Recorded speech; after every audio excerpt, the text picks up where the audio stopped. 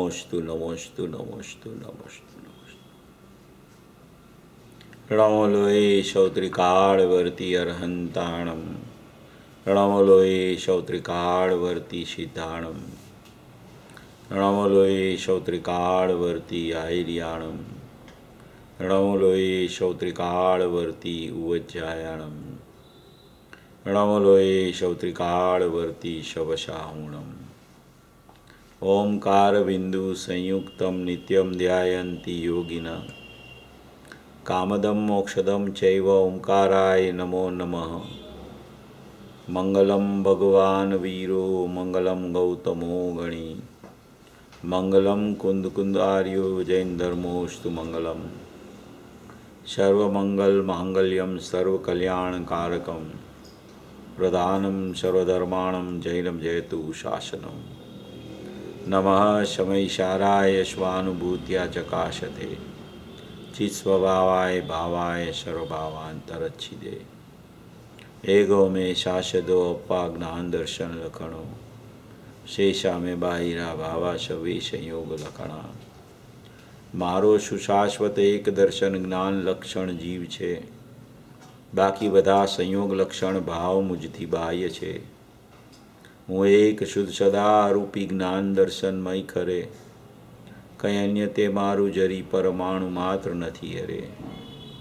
જે જાણતો અરહંતને ગુણ દ્રવ્યને પર્યાયપણે, તે જીવ જાણે આત્મને તસુ મોહ પામે લઈ ખરે। નથી અપ્રમત કે પ્રમત નથી જે એક જ્ઞાયક ભાવ છે, એ રીત શુદ્ધ કથાય ને જે જ્ઞાત તે તો તે જ છે। જેમ નેત્ર તેમજ જ્ઞાન નથી કારક નથી વેદ કરે, જાણે જ કર્મોદય નિર્જરા બંધ તેમજ મોક્ષને। ધ્રુવ અચલ ને અનુપમ ગતિ પામેલ સર્વે સિદ્ધને, વંદી કહું શુત કેવડી કથિત આશમય પ્રાવૃત હો। તું સ્થાપ નિજને મોક્ષ પંથે, ત્યાં અનુભવ તેહને, તેમાં જ નિત્ય વિહાર કર, નહીં વિહર પર દ્રવ્યો વિશે। ओम श्री नमः सिद्धेभ्य नमः सिद्धेभ्य नमः सिद्धेभ्य। समयसार कलश टीका के ऊपर 216 कलश के ऊपर अपनी चर्चा चल रही है। पूज्य गुरुदेव श्री का प्रवचन के ऊपर अक्षरस्थ प्रवचन जो छपा हुआ है, उसमें से अपनी चर्चा 216 नंबर का कलश पर चल रही है। ये 216 नंबर का कलश जो पूज्य गुरुदेव का स्पष्टीकरण इसमें आया है, उसमें ये पूरा कलश का भाव है सतपना प्रसिद्ध करना। सतपना माने एक समय का ज्ञान का पर्याय भी सत है, और त्रिकाली द्रव्य भी अपने में अपने से सत्य है। मगर यहाँ जो चर्चा चल रही है वो एक समय की ज्ञान की पर्याय का सतपना की चर्चा यहाँ अपनी चल रही है। बहुत टाइम से ये चर्चा अपनी चल रही है। इसमें बहुत अच्छा प्रकरण ये गाथा ये कलश में पूज्य गुरुदेव श्री ने उठाया है, और सत्य तो इतना सिद्ध किया है कि उसको आत्मा के साथ भी सचमुच में कोई संबंध नहीं होता। इतनी एक समय की ज्ञान की पर्याय सत्य होती है, ऐसा संबंध यहाँ पूज्य गुरुदेव श्री ने ये राजमल जी की टीका में से निकाल के यहाँ पे सिद्ध किया है।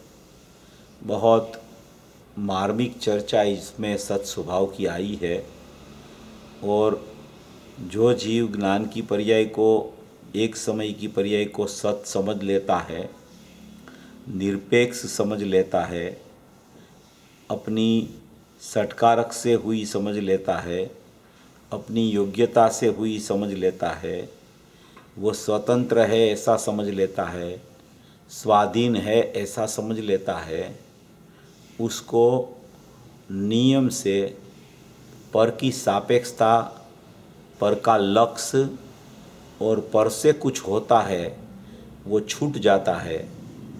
और वो ज्ञान की पर्याय में सत स्वभाव रूप सम्यकता प्रकट हो जाती है, तब उसका लक्ष्य त्रिकाली द्रव्य पर होता है।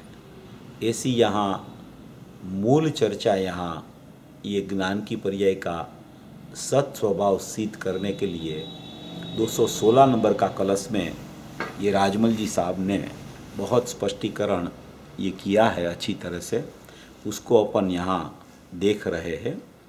ये कलसामृत भाग 6 है, वो 6 नंबर का भाग में ये जो कलसामृत भाग 6 में पेज नंबर 394 पर अपनी चर्चा चल रही है।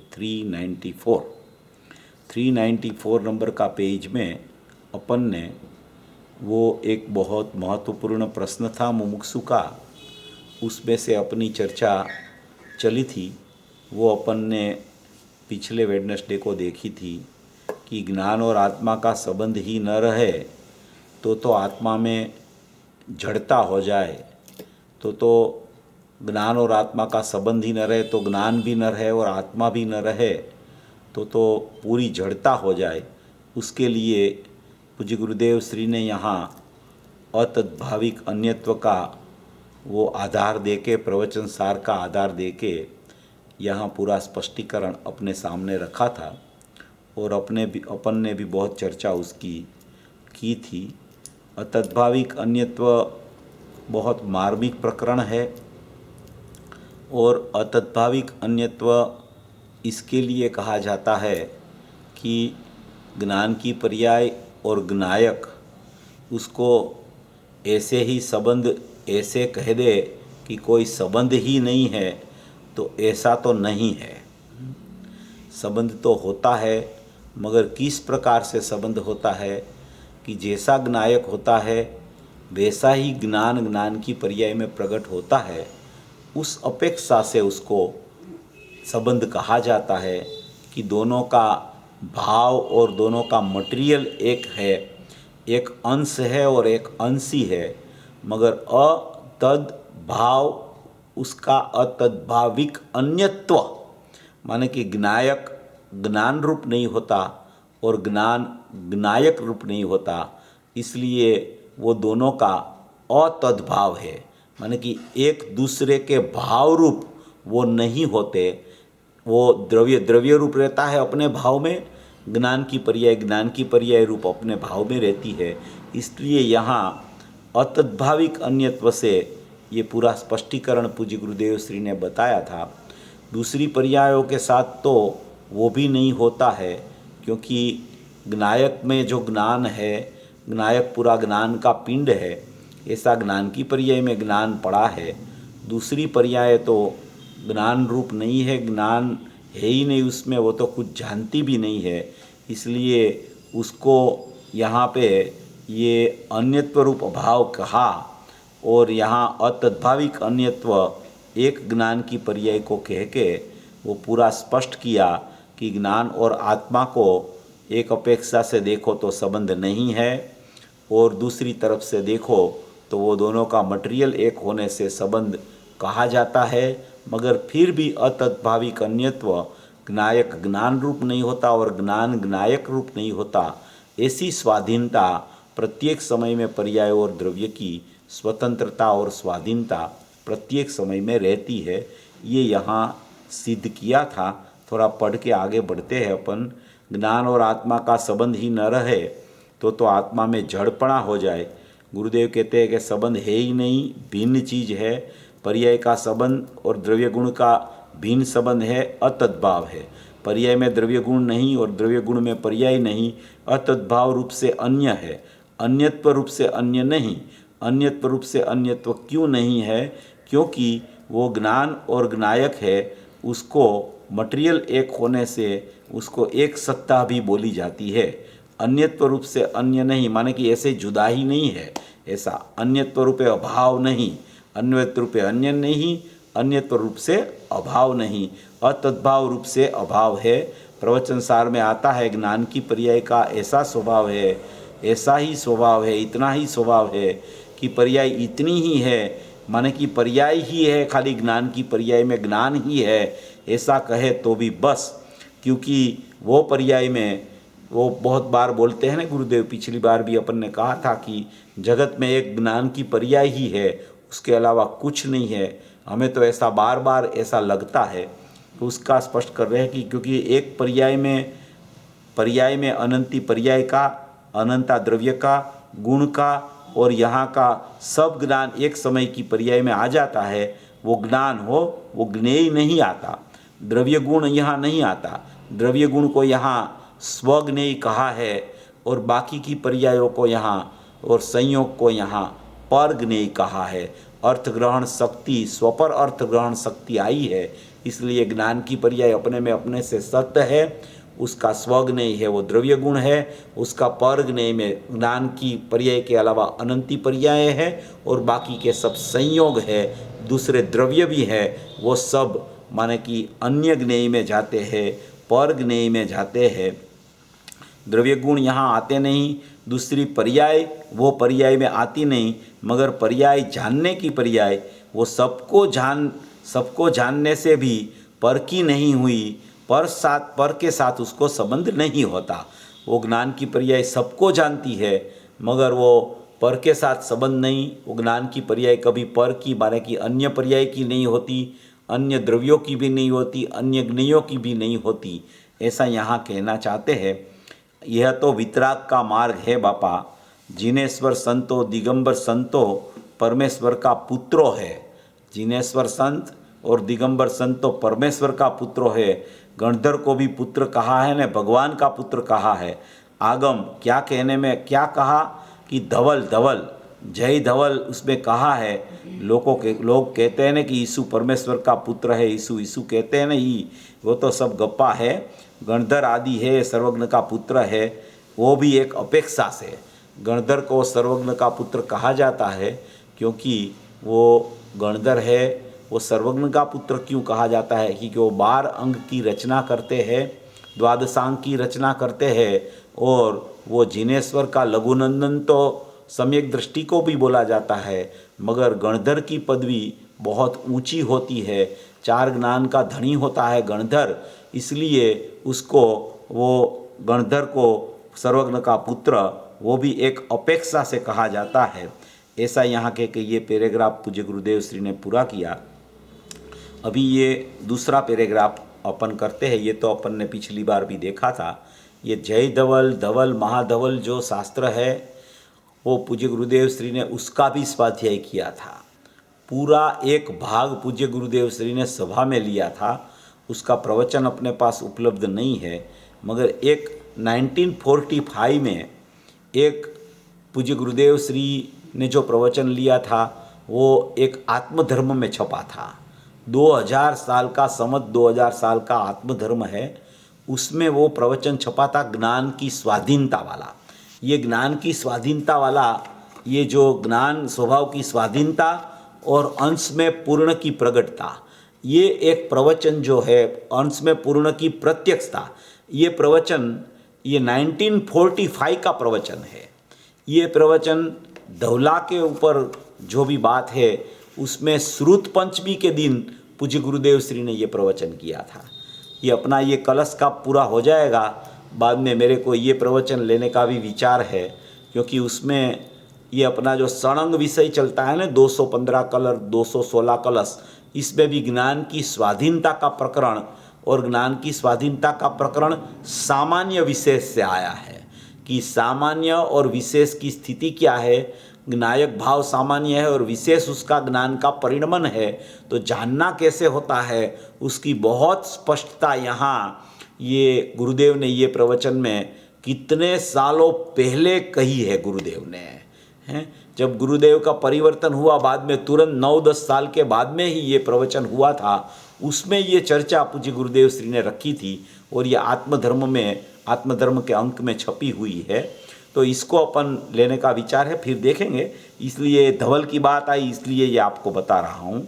देखो अभी यहाँ कह रहे हैं कि ज्ञान की एक पर्याय सर्वज्ञ पर्याय को भी परद्रव्य हो ना, वो तो सर्वज्ञ की पर्याय क्या है ज्ञान की पर्याय के लिए, अपनी ज्ञान की पर्याय के लिए सर्वज्ञ भगवान की ज्ञान की पर्याय है वो परद्रव्य है। और अपनी ज्ञान की एक पर्याय सर्वज्ञ पर्याय को भी पर द्रव्य हो है ना, वो तो पर द्रव्य का सर्वज्ञपणा, उसका अनंत आनंद 395 पेज पे, पर द्रव्य का सर्वज्ञपणा, उसका अनंत आनंद, उसकी अनंत शांति, ऐसा पर्याय को, उसका गुण को, द्रव्य को, ज्ञान की पर्याय उसको जानती है, फिर भी वो जानने का अस्तित्व का अंश पर का ज्ञेय को जानने में अस्तित्व का अंश जाता नहीं है। पर का ज्ञेय को जानते हुए भी ये अपना ज्ञान की पर्याय का अंश सर्वज्ञ भगवान का जो अनंत आनंद, अनंत शांति और उसका पर्याय और उसका गुण और उसका द्रव्य, उसको जानता हुआ होने पर भी ये अंश यहाँ से निकल के वहाँ नहीं जाता, क्योंकि ये अंश जो वहाँ चला जाए तो यहाँ अंश खाली हो जाए, तो यहाँ तो निर्विभाग चैतन्य सत्ता है, उसमें विभाग हो जाए, और वो विभाग वहाँ चला जाए तो यहाँ ये जो द्रव्य सामान्य है वो विशेष बिना का हो जाए, और ये अंश वहाँ चला जाए तो उसका अंश का क्या होवे। इसलिए वो यहाँ का अंश है, जानने का अंश, अस्तित्व का अंश, पर का ज्ञेय को जानने में अस्तित्व का अंश वहाँ जाता नहीं, फिर भी पर का अस्तित्व का अंश और उसका पर का अस्तित्व का अंश जानने के ज्ञान में आता नहीं, ये अंश वहाँ जाता नहीं, सर्वज्ञ का अंश यहाँ आता नहीं। माने कि दोनों की स्वतंत्रता सिद्ध कर रहे हैं, दोनों का सतपना सिद्ध कर रहे हैं।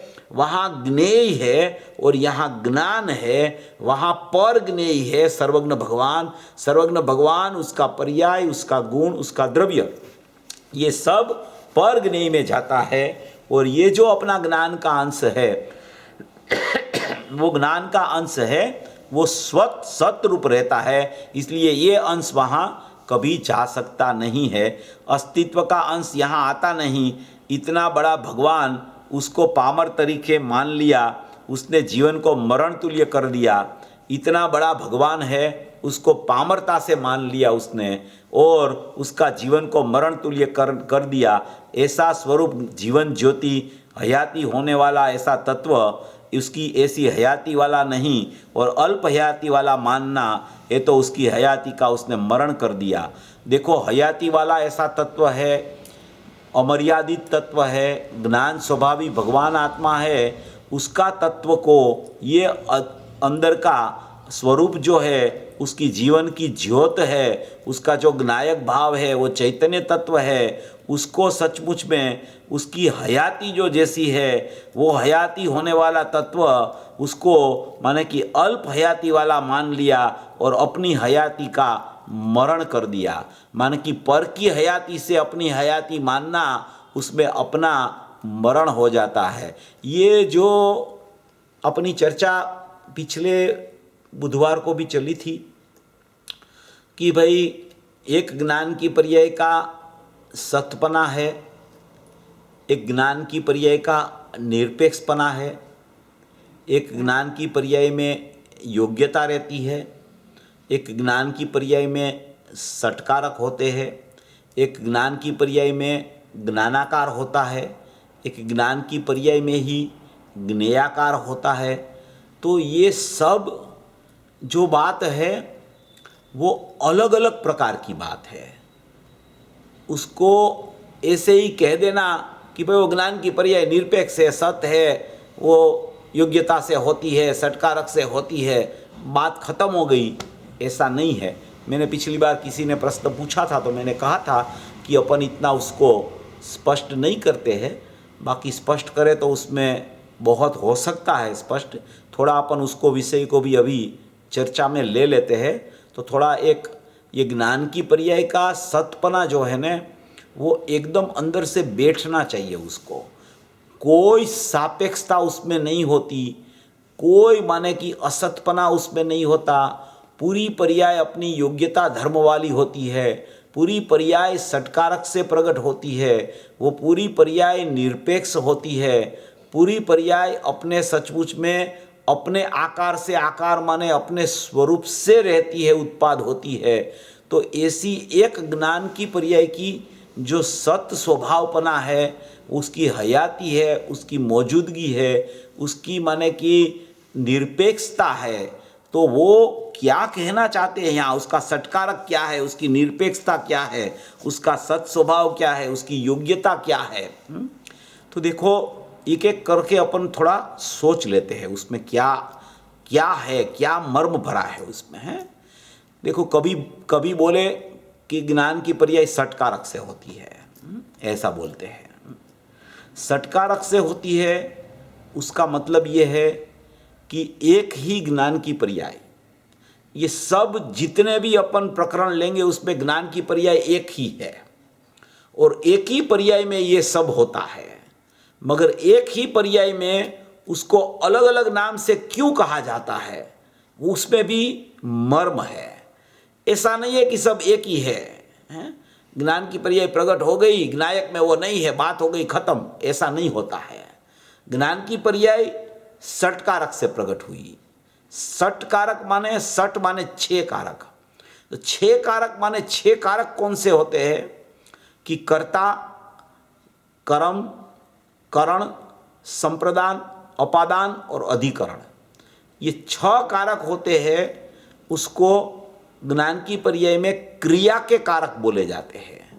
वो क्रिया के कारक होते हैं, वो एक समय की ज्ञान की पर्याय का जब उत्पाद होता है, जब वो प्रकट होती है, उसी समय में क्रिया रूप कारक उसमें बन जाते हैं। वो पर्याय में वो क्रिया रूप कारक बनते हैं। उसका अर्थ क्या है कि ज्ञान की पर्याय ही ज्ञान की पर्याय की करता है, उसका कोई परद्रव्य करता नहीं है, उसका कोई स्वद्रव्य भी करता नहीं है, और उसका कोई माने कि दूसरी पर्याय भी उसको करता नहीं है।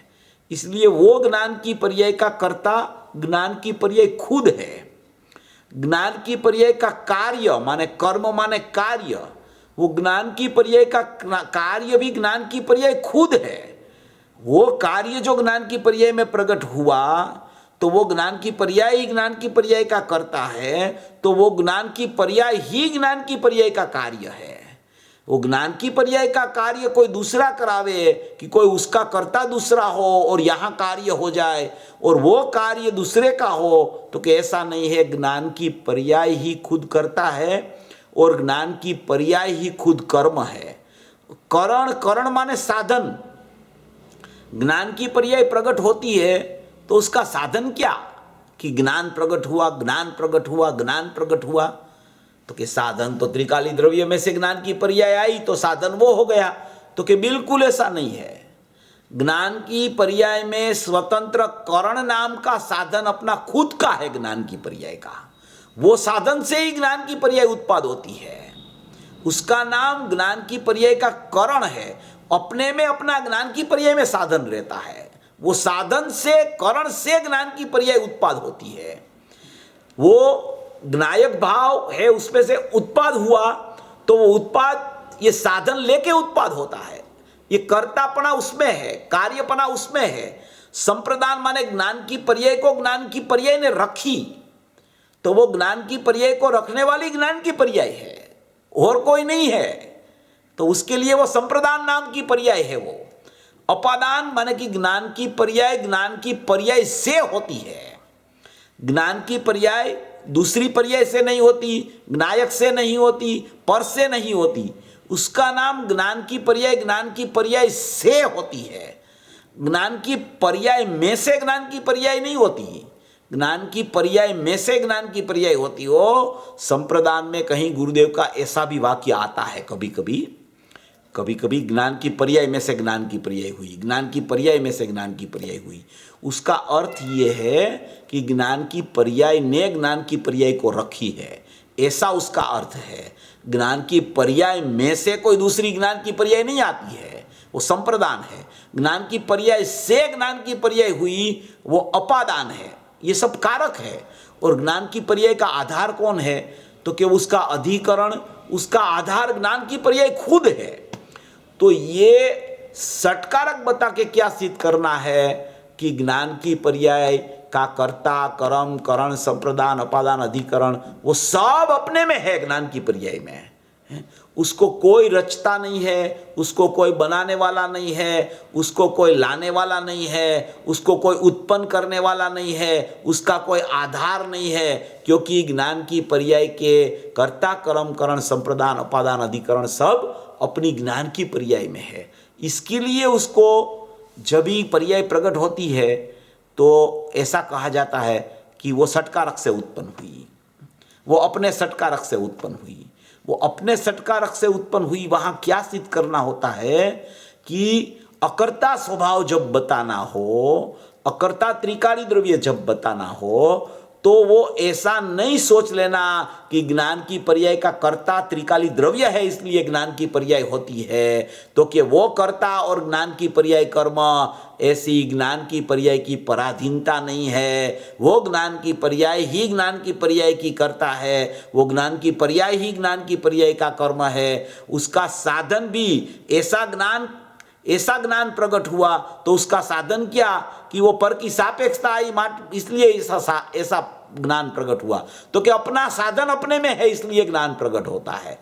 कोई पर के कारण से कि स्व के कारण से ज्ञान की पर्याय का साधन में कोई प्रकटता नहीं होती। संप्रदान भी अपने में, अपादान भी ज्ञान की पर्याय से होती है, उसका अपादान कारक भी उसमें है, और ज्ञान की पर्याय का आधार भी त्रिकाली द्रव्य सचमुच में नहीं है। उसकी ज्ञान की पर्याय का आधार भी एक समय की पर्याय का आधार, एक समय की पर्याय खुद है। वो कोई ज्ञायक के आधार से भी वो पर्याय नहीं रहती, अपने आधार से अपनी पर्याय अपने में स्वतंत्र रहती है। अगर उसके आधार से वो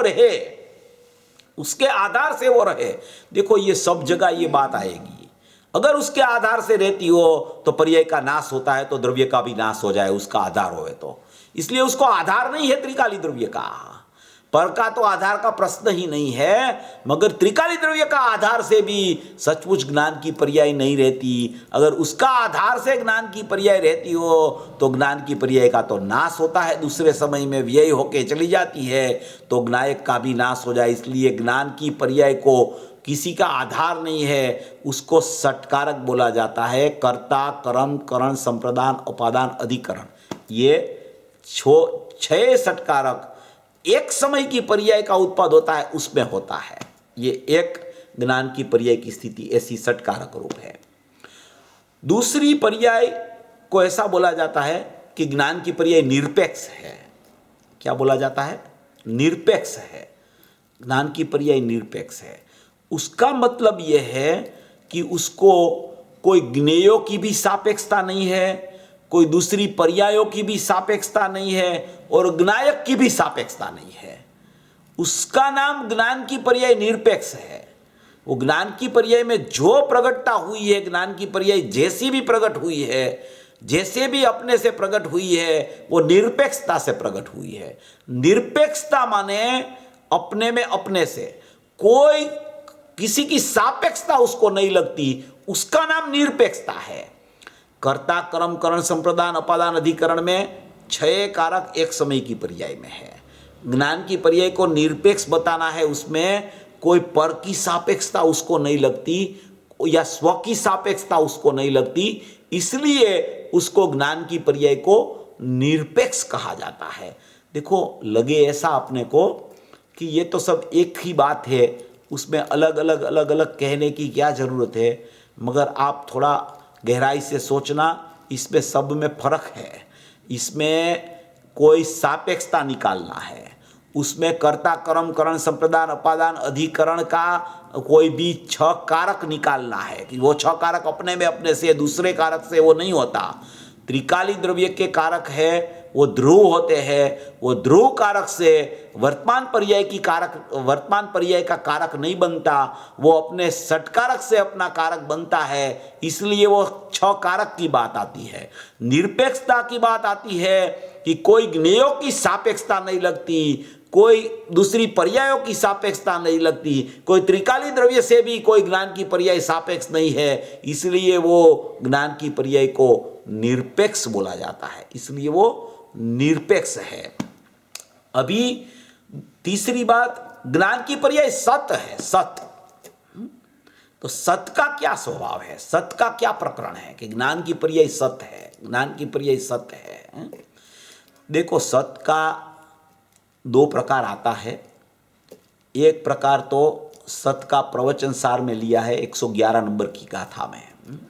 आप देख लेना, आपको जब अनुकूल हो तब।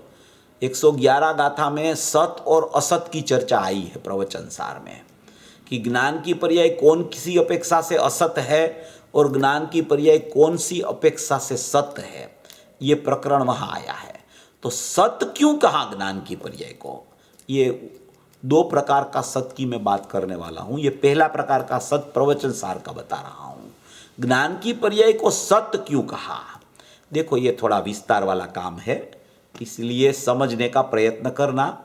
न समझ में आए तो विचार करना। गुरुदेव का प्रवचन में ये सब बातें आती है। ये तो पिछले वेडनेसडे को बात हुई थी, इसलिए थोड़ी चर्चा मैंने उठाई है आज, और एक बार स्पष्टीकरण हो जाए तो अच्छा है। उसको सत्य क्यों कहा ज्ञान की पर्याय को, कि कोई ज्ञान की पर्याय है, कोई भी ज्ञान की पर्याय वो सत्य है। सत्य का मतलब यह है कि वो कहीं न कहीं पड़ी है। ज्ञान की पर्याय ऐसे न ऐसे उत्पाद नहीं हो जाता है कि भाई ज्ञान की पर्याय तो ऐसे न ऐसे आ गई, ऐसे न ऐसे आ गई, तो कि ऐसे न ऐसे नहीं आती है। वो सत्य है, कहीं ना कहीं ज्ञान की पर्याय है। ऐसा नहीं है कि उत्पाद हुआ उसी समय ज्ञान की पर्याय है। तो ज्ञान की पर्याय का सतपना त्रिकाली द्रव्य में अंश पड़ा है। वहां वो अंश है, वो पारिणामिक भाव में पड़ा है, उसको अंश बोला जाता है। इसलिए ज्ञान की पर्याय सत्य है। वो सत्य है। वो क्यों है सत्य, क्योंकि वो पड़ी है, इसलिए वहां से निकली है, इसलिए सत्य है। वो एक प्रकार है ये सत्य का। ये आप प्रवचन सार में पढ़ लेना, ज्ञान की पर्याय का सतपना। क्योंकि ज्ञायक में अनादि काल से अनंत काल वाली सब पर्याय अंदर गुण में, ज्ञान गुण में पड़ी है। वो पर्याय रूप नहीं है, मगर उसका अंश का सत्व पड़ा है, वहां से सत्य निकला। इसलिए वो ज्ञान की पर्याय प्रत्येक समय में सत्य है, सत्य है, सत्य है, सत्य है, सत्य है। एक बात। दूसरी, वो पर्याय को असत भी कहा। क्यों कहा असत, कि समझ लो कि ये पर्याय ज्ञान की पर्याय सत प्रकट हुई, अभी उसमें जो ज्ञान की पर्याय आई वो पूर्व पर्याय से अलग प्रकार की ज्ञान की पर्याय आई। कि पूर्व पर्याय में समझ लो कि मति ज्ञान का प्रकार था, वो पर्याय आई तो उसमें श्रुत ज्ञान हो गया। तो ये पर्याय जो आई, या तो उसमें कुछ कम ज्ञान था, इसमें कुछ ज्यादा ज्ञान आ गया। वो पर्याय प्रकट हुई, इसमें मिथ्या ज्ञान था, ये पर्याय में सम्यक ज्ञान हो गया। तो पर्याय फिरी जो थी वो ने वो नहीं रही, दूसरी पर्याय आ गई, तो वो नहीं थी वो आई, इसलिए उसको असत कहा। वो पर्याय अपेक्षा से असत कहा, द्रव्य अपेक्षा से उसको सत कहा। द्रव्य में है उस अपेक्षा से पर्याय सत्य है, जो नहीं थी वो प्रकट हुई उस अपेक्षा से उसको असत कहा। ये सत असत, ये प्रकरण ये ज्ञान की पर्याय में लागू पड़ता है। सतपना की है ज्ञान की पर्याय अंदर में, असतपना की जो वर्तमान में प्रकट हुई वो पूर्व में नहीं थी, वो अपेक्षा से उसको असत भी कहा जाता है। ये एक न्याय सत का। दूसरी, ज्ञान की पर्याय को सत क्यों कहा जाता है, दूसरा प्रकार। सत इसलिए कि वो है, उसका अस्तित्व है, उसकी हयाती है, उसकी मौजूदगी है, इसलिए ज्ञान की पर्याय सत्य है। ज्ञान की पर्याय सत्य है, ज्ञान की पर्याय सत्य है, ज्ञान की पर्याय सत्य है। प्रत्येक समय में वो पर्याय प्रकट रूप रहती है, उस कारण से वो ज्ञान की पर्याय को सत्य कहा जाता है। उसका नाम ज्ञान की पर्याय का सत्य स्वभाव है। देखो, ये पहले सटकारक की बात आई, फिर निरपेक्षता की बात आई, फिर सत की बात में सत असत की चर्चा, और सत की चर्चा में हयाती वाली चर्चा आई, बराबर है। फिर उसमें ज्ञान की पर्याय में चौथा प्रकरण आता है योग्यता वाला। योग्यता ज्ञान की पर्याय हुई, योग्यता से होती है, योग्यता से होती है, ऐसा प्रकरण आता है। गुरुदेव के प्रवचनों में भी आवे कि वो तो उसकी योग्यता है, तत्समय की योग्यता है, योग्यता से होती है। तो योग्यता में क्या प्रकरण है, योग्यता क्यों कहना। अभी सटकारक कहो तो क्या फर्क पड़े, निरपेक्षता करो तो क्या फर्क पड़े, सत कहो तो क्या फर्क पड़े, और योग्यता कहो तो क्या फर्क पड़े। अभी योग्यता क्या होती है, कि योग्यता का भी दो प्रकार है, दो प्रकार की योग्यताएं हैं। एक तो अंदर त्रिकाली स्वभाव में कोई भी पर्याय की योग्यताएं पड़ी है, वो एक योग्यता है। दूसरी, जो पर्याय जिस समय में प्रकट होती है उस समय में जो पर्याय प्रकट हुई उसकी ऐसी योग्यता होती है। अभी ज्ञान की पर्याय में मिथ्या ज्ञान है कि ज्ञान की पर्याय में सम्यक ज्ञान है? तो अभी वो ज्ञान की पर्याय प्रकट हुई तो उसको क्या देखना, तो क्या उस समय की योग्यता है। वो सम्यक ज्ञान है तो क्या उस समय की योग्यता है, मिथ्या ज्ञान है तो के तत्समय की योग्यता है। जितना क्षयोपम ज्ञान प्रकट हुआ जानने के लिए, तो कि इतना ही क्षयोपम ज्ञान क्यों प्रकट हुआ ज्ञान में, कि छद्मस को लोकालोक को जानने का क्षयोपम ज्ञान क्यों प्रकट नहीं हुआ, केवली को लोकालोक को जानने का क्षायी ज्ञान कैसे प्रकट हो गया। तो के तू विचार मत कर, उस समय की वो पर्याय की तत्समय की योग्यता है।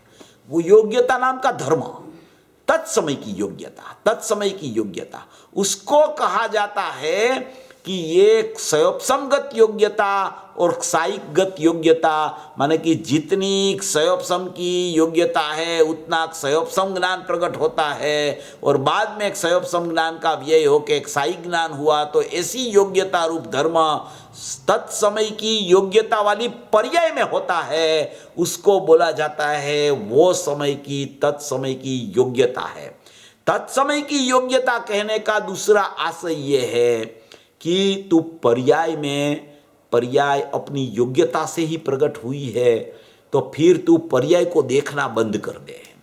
ये जो जैसी है वैसी ही होने वाली है योग्यता से, ऐसी योग्यता गुथी हुई है उसमें, ऐसी ही प्रकट हुई वो योग्यता से, ऐसी ही होगी। तो फिर तू उसको ऐसी योग्यता क्यों हुई, ऐसी योग्यता क्यों नहीं होती, ऐसा सोचना ही बंद कर। वो योग्यता से ही पर्याय प्रकट होती है, योग्यता नाम का धर्म है उसमें, वो अपनी योग्यता से वो पर्याय प्रकट होती है। शुद्ध की भी योग्यता होती है, अशुद्ध की भी योग्यता होती है, अशुद्ध में अशुभ की और शुभ की भी योग्यता होती है। ज्ञान में तो जानना होता है, मगर दूसरी पर्यायों में शुभाशुभ भाव चलता है, तो यहाँ जानने की पर्याय की योग्यता भी वो उसको जानने की उस समय में ऐसी प्रकट होती है, उसको तत्समय का योग्यता धर्म कहा जाता है। तत्समय की योग्यता, योग्यता कह के उसका उपयोग वहां से पलट जाता है, उसकी श्रद्धा वहां से पलट जाती है कि योग्यता से होता है, मेरे को क्या करना उसमें, मेरे को क्या देखना। पर्याय अपनी सत है, पर्याय सटकारक से प्रकट होती है, पर्याय निरपेक्ष है, उसको किसी की सापेक्षता नहीं है, पर्याय के कर्ता कर्म करण संप्रदान अपादान अधिकरण उसमें ही है, और पर्याय अपने में अपने से प्रकट निरपेक्ष होती है। अभी वो सतरूप प्रकट होती है, हयाती तो है उसकी, और वो जो थी वो ही प्रकट हुई है। वो अभी पूर्व पर्याय में वो पर्याय नहीं थी, ऐसी यहाँ प्रकट हुई है, मगर वो है सतरूप। ऐसा उसको पर्याय का स्वभाव प्रत्येक समय में इस तरीके से है, उसको जो ख्याल आ जाता है तो पर्याय का लक्ष्य छूट जाता है। ये एक सटकारक, एक उसका सतपना, एक उसकी निरपेक्षता, एक उसकी योग्यता, चार प्रकार हुआ। अभी पांचवा प्रकार में ये अपन तो शॉर्ट में करते हैं इसको, ज़्यादा तो गुरुदेव विस्तार करते हैं बहुत, उसमें से अपन तो रोज सुनते हैं गुरुदेव को, उसमें बहुत आता है। अभी जब गुरुदेव का प्रवचन में ये बात आए ना, तो आप विभाग करके सोचना उसको कि यहाँ सटकारक की बात गुरुदेव ने क्यों बोली, यहाँ गुरुदेव ने योग्यता क्यों बोली, यहाँ गुरुदेव ने निरपेक्ष पर्याय को क्यों बोली, यहाँ गुरुदेव ने सत क्यों कहा पर्याय को, और यहाँ गुरुदेव ने अभी पांचवा प्रकार में कि ज्ञानाकार क्यों कहा पर्याय को, ज्ञानाकार क्यों कहा, यहाँ पर्याय को ज्ञेयाकार क्यों कहा। ये सब बातें गुरुदेव के प्रवचनों में आती है। सब जगह आप देखना, जब ये शब्द आएगा तब अन्य अन्य विषय मिलेंगे आपको, वो अन्य अन्य विषय की अपेक्षा से उसको गुरुदेव बोलते हैं। सब एक ही है कि भाई चलो भाई पर्याय है, पर्याय द्रव्य में नहीं है, और पर्याय तो अपनी योग्यता से हुई, बात खत्म हो गई, ऐसा नहीं होता है। बाहर के ज्ञेय से भी यहाँ पर्याय का नाम पड़ता है, अंदर के ज्ञायक से भी यहाँ पर्याय का नाम पड़ता है, दूसरी पर्यायों से भी यहाँ पर्याय का नाम पड़ता है, यहाँ पर्याय का षटकारक से भी ध्रुव का षटकारक सी अपेक्षा के बिना यहाँ पर्याय का षटकारक कहा जाता है। उसका सतपना हयाती सिद्ध करने के लिए भी ज्ञान की पर्याय को सत कहा जाता है। वो सत है माने कि वो प्रत्येक समय में सत होती है और वो अंदर में पड़ी है, इसलिए भी उसको सत कहा जाता है। निरपेक्ष माने कि कोई ज्ञेयों की सापेक्षता नहीं है, इसलिए निरपेक्ष कहा जाता है। सापेक्षता पर ज्ञेयों की जब नहीं कहना हो ने, वो सापेक्षता का पहले सिद्ध करते हैं गुरुदेव, फिर पर्याय को निरपेक्ष कहते हैं। ज्ञान में ज्ञानाकार सिद्ध करते हैं, फिर उसको ज्ञेयाकार सिद्ध करते हैं, फिर ज्ञानाकार कहते हैं। ज्ञान में षटकारक सिद्ध करते हैं, फिर ऐसे कहते हैं कि ज्ञान की पर्याय तो सत है, अपने से होती है। तो ये सब जो चर्चाएं हैं, ये सब गुरुदेव के प्रवचन में एक ही ज्ञान की पर्याय के लिए बहुत सी बातें बहुत से प्रकरणों में आती रहती है। ये तो सब अपन लोग तो क्या है, खपी लोग हैं, गुरुदेव के सुनने वाले हैं। तो गुरुदेव को सुनते हैं तो ये सब बातें अपने ज्ञान में बराबर क्लियर होनी चाहिए। सुनने के लिए नहीं सुनना होता है गुरुदेव का प्रवचन, समझने के लिए सुनना होता है। और मात्र समझने के लिए ही नहीं सुनना होता है, समझ के अंदर जाने के लिए समझना होता है। तो ऐसा ये प्रकरण है। फिर कहते हैं कि ज्ञान की पर्याय में ज्ञेयाकार प्रकट हो गया, तो ज्ञेयाकार ज्ञान बोलते हैं। ज्ञेयाकार ज्ञान, ज्ञेयाकार ज्ञान, ज्ञेयाकार ज्ञान। तो ज्ञेयाकार ज्ञान तो अपने में से अपना होता है, क्योंकि वो ज्ञान है। वो ज्ञेयाकार ज्ञान ही ऐसा प्रकट होता है, मगर वो ज्ञेयाकार ज्ञान जैसा प्रकट हुआ ऐसा ही बार में ज्ञेय होता है, इसलिए यहां ज्ञेयाकार ज्ञान बोला गया है। ज्ञेयाकार ज्ञान, ज्ञेयाकार ज्ञान, ज्ञेयाकार ज्ञान। छठवीं गाथा में ज्ञेयाकार अवस्था में ज्ञायक रूप से ज्ञात हुआ, तो उसको ज्ञेयाकार ज्ञान बताया। अभी ज्ञेयाकार ज्ञान बोलते पूज्य गुरुदेव श्री ऐसा भी बोलते हैं कि वो ज्ञेयाकार तो क्या है कि बाहर में ऐसा ज्ञेय है, उसकी सापेक्षता से ज्ञेयाकार कहा जाता है। वास्तव में तो वो ज्ञानाकार है, वास्तव में तो वो ज्ञान है, वास्तव में तो वो ज्ञान का ही स्वरूप, आकार का अर्थ स्वरूप, वास्तव में तो वो ज्ञान का ही स्वरूप है, इसलिए उसको ज्ञानाकारी बोला जाता है। तो ऐसी चर्चा पूज्य गुरुदेव श्री के प्रवचन में एक ज्ञान की पर्याय को सिद्ध करने के लिए इतनी बातें गुरुदेव के प्रवचन में आते हैं, इतनी बातें आती है गुरुदेव के प्रवचन में। ये सब बातों का अर्थ पृथक पृथक होता है, अलग अलग होता है। कोई भी अपेक्षा से बाहर की पदार्थ की नास्ति के लिए यहाँ ज्ञान की पर्याय को वो नाम देते हैं, और सचमुच में स्वज्ञेय की भी सापेक्षता नहीं लगानी हो तो उसको ज्ञान की पर्याय को वो स्व और पर दोनों ज्ञेयों से सापेक्षता छुड़ानी हो तो सचमुच में उसको निरपेक्ष कहा जाता है। तो ऐसी यहाँ बहुत सी चर्चा पूज्य गुरुदेव श्री ने एक समय की ज्ञान की पर्याय के लिए, कभी स्वाधीन भी कहते हैं कि ज्ञान की पर्याय स्वाधीन है। स्वाधीन माने कि द्रव्य के अधीन है इसलिए उसको स्वाधीन, तो कि बिल्कुल नहीं, अपने में अपने से स्व के अधीन है। ज्ञान की पर्याय अपने लिए स्व है और वो अपने अधीन है, उसका नाम स्वाधीन है। ज्ञान की पर्याय स्वतंत्र है। स्वतंत्र है माने उसको जरूरत ही नहीं किसी की जरूरत ही नहीं है, वो अपने से स्वतंत्र है, उसको कोई जरूरत नहीं किसी की, वो स्वतंत्र है, अपने में मस्त है, वो किसी की जरूरत नहीं। तो कि इतना बड़ा ज्ञायक पड़ा है, वो ज्ञान की पर्याय को उसकी जरूरत ही नहीं है, वो स्वतंत्र है। ज्ञान की पर्याय स्व अधीन है माने ज्ञान की पर्याय के अधीन है। ये इतनी बहुत सी बातें पूज्य गुरुदेव श्री का स्पष्टीकरण, बहुत सा पूज्य गुरुदेव श्री का स्पष्टीकरण ऐसा आता है। ये तो अपनी थोड़ी स्पष्टीकरण करने की बात थी और इसमें बहुत समझने का है। जब कोई भी जीव पर्याय का लक्ष्य छोड़कर द्रव्य का लक्ष्य करने के लिए तत्पर होता है ना, तब ये सब बातें उसको अगर मालूम होवे ने तो कोई भी अपेक्षा से उसको पर्याय का लक्ष्य नहीं होता, कोई भी अपेक्षा से नहीं होता।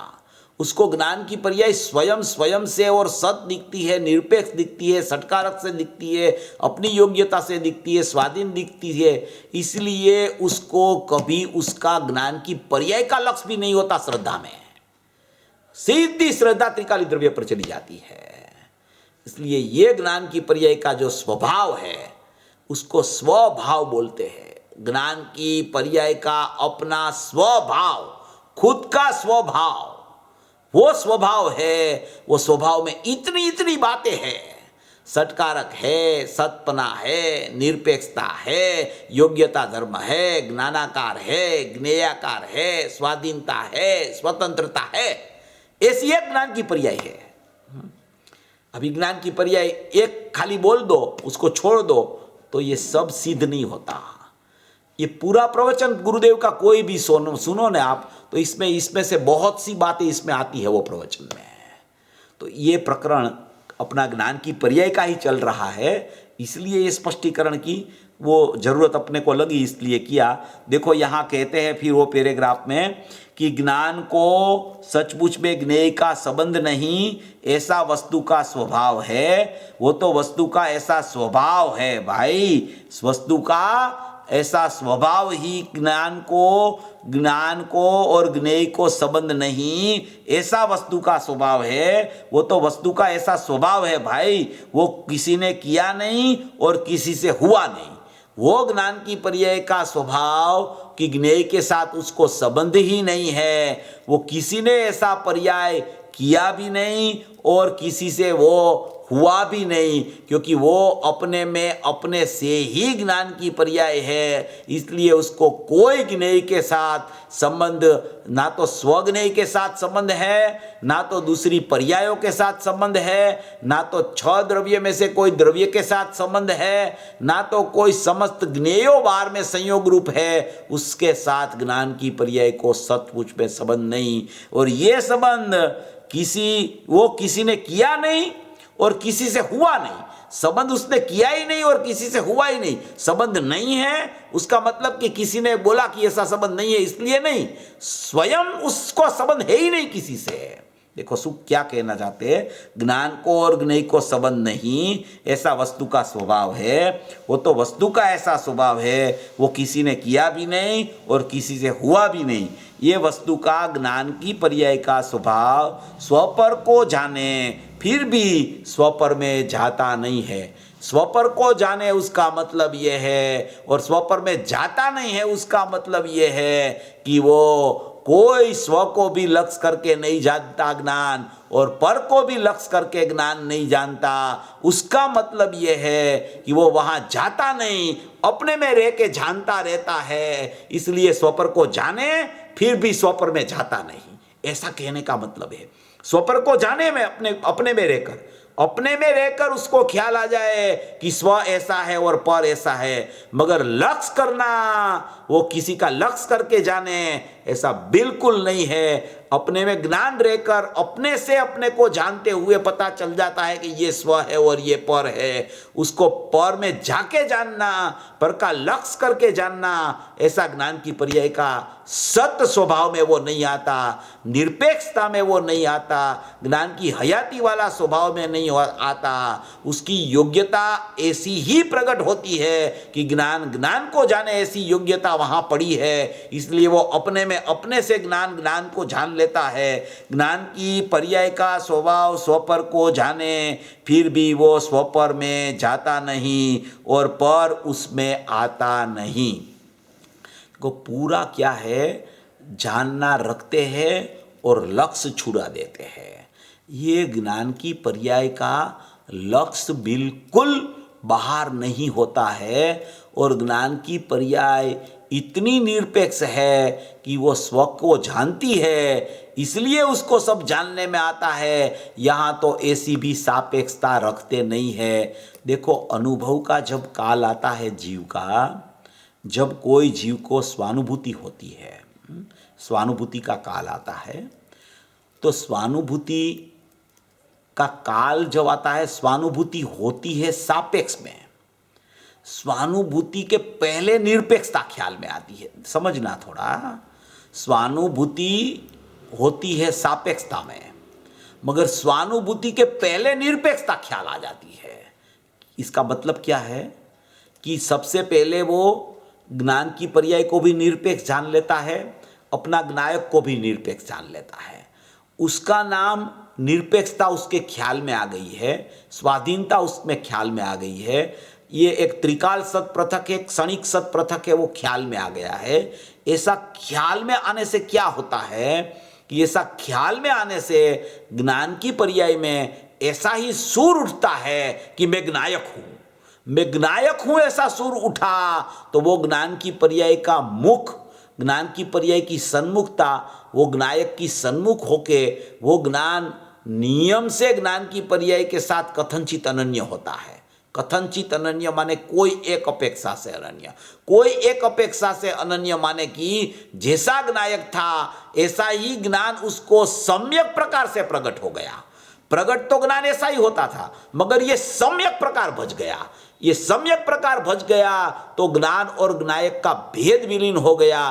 भेद विलीन हो गया तो वो क्या हो गया, वो माने कि ज्ञान को ज्ञायक के साथ अभेदपना हुआ तो उसका मतलब कि वो सापेक्षता हो गई, वो व्यवहार हो गया। वो व्यवहार हुआ तो ज्ञान और ज्ञायक अभेद हुआ तो निरपेक्षता जानी, तो ऐसी निरपेक्षता के काल में ऐसी सापेक्षता द्रव्य और पर्याय की हो गई, उसमें अनुभूति होती है। तो ऐसा कहा जाता है कि द्रव्य पर्याय का अभेदपना हुआ ने उसका नाम वो सापेक्ष है, और द्रव्य निरपेक्ष है और पर्याय निरपेक्ष है, वो तो दोनों का स्वभाव समझने के लिए है। अभी समझने के बाद में अनुभूति होवे तब क्या होता है, तो कि वो समझने के बाद में बस द्रव्य निरपेक्ष है, पर्याय निरपेक्ष है, द्रव्य निरपेक्ष है, पर्याय निरपेक्ष है, मगर वो अनुभूति तो होनी चाहिए ना। वो दोनों अलग अलग रखेंगे तो अनुभूति कैसे होगी। तो ये पर्याय कथनचित अनन्य नियम से होती है ज्ञायक के साथ में, तब वहां अनुभूति होती है। तो अनुभूति जब हुई तब द्रव्य और पर्याय का कोई भेद नहीं दिखता, वो अपेक्षा से वो निश्चय है। मगर द्रव्य और पर्याय एक दिखा, वो अपेक्षा से वो सापेक्ष है। द्रव्य और पर्याय, पर्याय की अपेक्षा से देखो तो पर्याय द्रव्य के साथ अभेद हुई तो पर्याय का निश्चय प्रकट हो गया, पर्याय का निश्चय प्रकट हो गया, जो सेटिका की गाथा में आया, पर्याय का निश्चय प्रकट हो गया अनुभूति की। तो अभी अनुभूति के पहले क्या हुआ कि दोनों को निरपेक्ष जाना, वो निरपेक्ष जाना तो अनुभूति हुई। तब क्या हुआ कि ज्ञान की पर्याय का निश्चय माने कि त्रिकाली द्रव्य के साथ में अभेद होके प्रकट हो गई, तो माने कि उसको दोनों की एकता को व्यवहार कहा गया, सापेक्ष कहा गया। अनुभूति में नियम से द्रव्य पर्याय की सापेक्षता होती है, कोई पर्याय द्रव्य के साथ अभेद हुए बिना अनुभूति कोई पर्याय को नहीं होती। और वो सापेक्षता ऐसी पर सापेक्षता जैसी नहीं है, दूसरी पर्यायों की सापेक्षता ज्ञान में होती ऐसी सापेक्षता नहीं है। मगर जो पर्याय अपने घर में चली गई, अपना ज्ञायक के साथ अभेद हो गई, अपने पिता के पास अपना पुत्र चला गया, तो उसकी सापेक्षता है, उसमें अनुभूति का जन्म होता है, उसको यहाँ अनुभूति बोली जाती है। वो कल एक प्रश्न उठाया था ना, कोई बहन ने एक प्रश्न उठाया था कल, अपनी चर्चा चल रही थी उसमें कि भाई साधक को निर्विकल्प दशा होने के बाद में, वो निर्विकल्प दशा में से वो उसकी श्रद्धा में आनंद के ऊपर अगर उसका लक्ष्य चला जाए तो वो श्रद्धा में मिथ्यात्व हो जाता है, उसका सम्यक दर्शन चला जाता है कि नहीं चला जाता है, ऐसा प्रश्न आया था कल थोड़ा अपन ने उसका लिया था कि भाई श्रद्धा में अगर श्रद्धा की पर्याय अनुभूति के काल में भी आनंद की तरफ चली जाए तो उसका मतलब ये हुआ कि श्रद्धा ने श्रद्धेय को छोड़ दिया, इसके लिए वहां फिर मिथ्यात्व खड़ा हो जाता है। मगर ऐसी बात है कि श्रद्धा को श्रद्धेय जब ख्याल में आता है तो श्रद्धा वहां से आनंद के पास जाए क्यों जाए वो श्रद्धा आनंद के पास? आनंद की मूर्ति आनंद मूर्ति को जो भेंट पड़ी है उसको क्षणिक आनंद के पास जाने का कैसे उसको उत्पन्न होवे ऐसी श्रद्धा? क्योंकि जो आनंद मूर्ति दिख रहा है उसको, आनंद मूर्ति का श्रद्धान जिसको हुआ है, जिस निर्विकल्प दशा में आनंद मूर्ति पूरी श्रद्धा में आ गई है, वो श्रद्धा वो एक समय का पर्याय में आनंद आया उस तरफ कैसे जाए? वो जाए ही नहीं वहां। अगर जाए तो बराबर है वो मिथ्यात्व हो जाता है, मगर वो क्यों जाए वहां? क्यों जाए? वो श्रद्धा को उसकी खान मिल गई, उसका भंडार मिल गया, अक्षय खजाना मिल गया आनंद मूर्ति का, कि आनंद पूरा भरा है, उसको श्रद्धेय बना लिया श्रद्धा ने। अभी वो श्रद्धा क्षणिक आनंद के पास क्यों जाए? क्यों जाए वो क्षणिक आनंद के पास? क्षणिक श्रद्धा वो जाती ही नहीं वहां पे। इसलिए कहा जाए ऐसा कि भाई श्रद्धा आनंद को देखने के जाए तो मिथ्यात्व हो जाए, ये अलग प्रकरण है, मगर ऐसा होता नहीं है।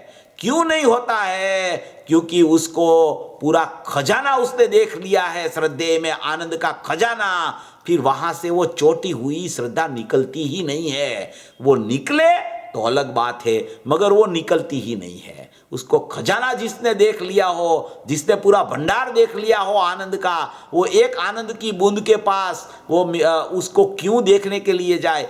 उसको आह्लाद आ जाए, ओहो आनंद मूर्ति का आनंद आ गया, आनंद आ गया, आनंद आ गया। ऐसा कोई हो जाए और श्रद्धा आनंद की तरफ झुक जाए, उसमें अहम कर ले एक समय की पर्याय में, आनंद मूर्ति का अहम छोड़ के, तो मिथ्यात्व होता है। उस समय श्रद्धा के साथ ज्ञान भी काम करता है। देखो ये ज्ञान की अपनी चर्चा चल रही है। उस समय ज्ञान काम करता है, तो ज्ञान उस समय जो प्रकट हुआ वो ज्ञान में क्या होता है? तो कि ज्ञान में जो पर्याय आनंद की है ना, वो आनंद की पर्याय तो आनंद में होती है, आनंद की पर्याय आनंद रूप है, मगर ज्ञान की पर्याय में ऐसा स्वपर प्रकाशक स्वभाव है, ऐसा सत्य स्वभाव है, ऐसा ज्ञानाकार रूप ज्ञेयाकार ज्ञान प्रति समय बनता है कि वो ज्ञानाकार रूप ज्ञेयाकार में आनंद आया, उसका भी यहाँ ज्ञान होता है, ज्ञायक का भी यहाँ ज्ञान होता है, मगर वो ज्ञान की पर्याय का सत्पना ऐसा है कि वो ज्ञान में ज्ञान बसता है, तो वो ज्ञान को ही ज्ञान देखता रहता है। वो ज्ञान को देखने से ही उसको पता चलता है कि आनंद आ गया है और ज्ञायक मूर्ति तो मेरी है ही, ऐसा उसको ज्ञान में स्वपर प्रकाशकता, निश्चय स्वपर प्रकाशकता प्रकट होने से ज्ञान और आनंद को ज्ञान में रह के उसका लक्ष्य के बिना ज्ञान में जान लेता है। ऐसी ज्ञान की स्थिति हो जाती है। और श्रद्धा तो अहम कभी छोड़ती ही नहीं ज्ञायक का, वो क्योंकि उसका आनंद मूर्ति का खजाना मिल गया इसलिए नहीं छोड़ती। और ज्ञान में ऐसा देखो, ज्ञान में अगर जानना न होवे न, ऐसा ज्ञान में ऐसा जानना न होवे तो अनुभूति नहीं है। ज्ञान में जानना न होवे कि आनंद आया, उसका ज्ञान न होवे तो उसका मतलब यह है कि दुख का ज्ञान है वहां, इसलिए वहां आनंद नहीं है, तो ज्ञान में आनंद का जानना नहीं होता है। श्रद्धा ने अहम किया तो आनंद जरूर आता है, आनंद आता है तो आनंद का ज्ञान जरूर होता है, क्योंकि ज्ञान सत स्वभाव से सब जानता है। तो वो ज्ञान में आनंद का ज्ञान हुआ, उसी का नाम वो उसकी श्रद्धा में श्रद्धेय आ गया, और वो आनंद है। वो आनंद आने पर ही उसको सम्यकता की मोर छाप लगती है। इसलिए जो जीव साधक बन जाता है, वो साधक की श्रद्धा तो छोटी हुई त्रिकाली द्रव्य में रहती है, फिर वो उपयोग बाहर निकलता है, श्रद्धा बाहर नहीं निकलती, और उपयोग बाहर निकलता है। वो जो सदुपयोग वो चला गया और उपयोग बाहर निकला, और वो उपयोग में श्रद्धा सहित का द्रव्य का अहम होवे, श्रद्धा सहित का द्रव्य का अहम होवे, उसको ज्ञान जानने के लिए चला जाए तो वो परिणामी द्रव्य हो गया। वो परिणामी द्रव्य का जो ज्ञान, उसको ज्ञान उसके पर चला जाए, उसको ज्ञेय बनावे, तो सचमुच में वो ज्ञान में फिर से सम्यकता नहीं आती और ज्ञान में फिर से सदुपयोग नहीं आता।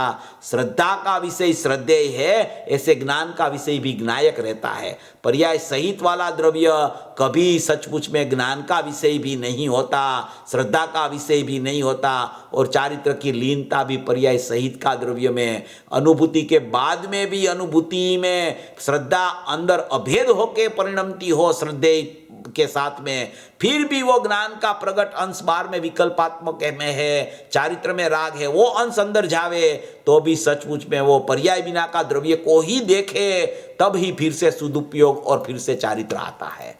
तो ऐसी ये कोई चर्चा, इस तरीके से ये चर्चा बहुत महत्वपूर्ण है। श्रद्धा और ज्ञान का प्रकरण ही समझने लायक है, और अपन ने बहुत बार लिया है कि ज्ञान है वो जागता देव है, श्रद्धा तो सचमुच देखो तो अंधी है, वो कुछ देखती नहीं है, ज्ञान रास्ता बताता है, उस तरफ ही श्रद्धा चलती रहती है। इसलिए मुख्य रोल तो ज्ञान का है, और ज्ञान श्रद्धा को विषय सौंपता है तो श्रद्धा अहम कर लेती है।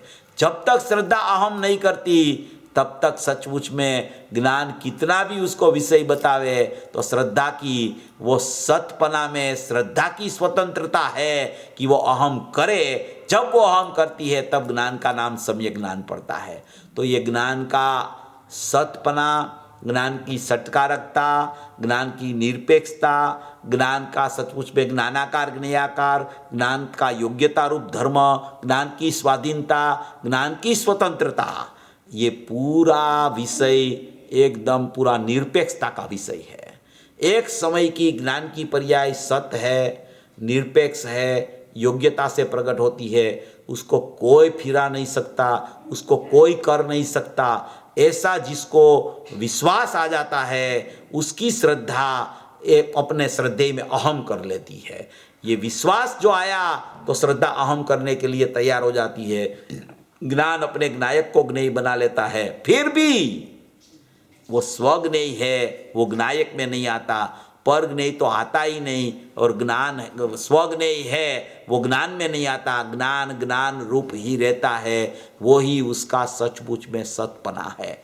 ऐसी ज्ञान की निरपेक्षता रूप सतपना इस तरीके से जिसको बैठ जाता है वो सचमुच में सापेक्षता में से निकल जाता है। वो ज्ञेयाकारों का भी ज्ञेयों की सापेक्षता से निकल जाता है। उसको सचमुच में अकेला सत ज्ञान दिखता है जिसको, उसी की सचमुच में श्रद्धा अहम करने के लिए द्रव्य पर चली जाती है और ज्ञान भी अभेद होने के लिए तैयार हो जाता है। ऐसा यहाँ प्रकरण पूज्य गुरुदेव श्री ने बताया कि ये वस्तु का ज्ञान की पर्याय का स्वभाव स्वपर को जाने, फिर भी स्वपर में नहीं जाता और पर उसमें नहीं आता। इस ऐसी बात तो सूक्ष्म पड़े, मगर फिर आदमी फिर जीव कहे कि ये तो निश्चय है, निश्चय है, निश्चय है, मगर निश्चय है उसका मतलब सच्चा है।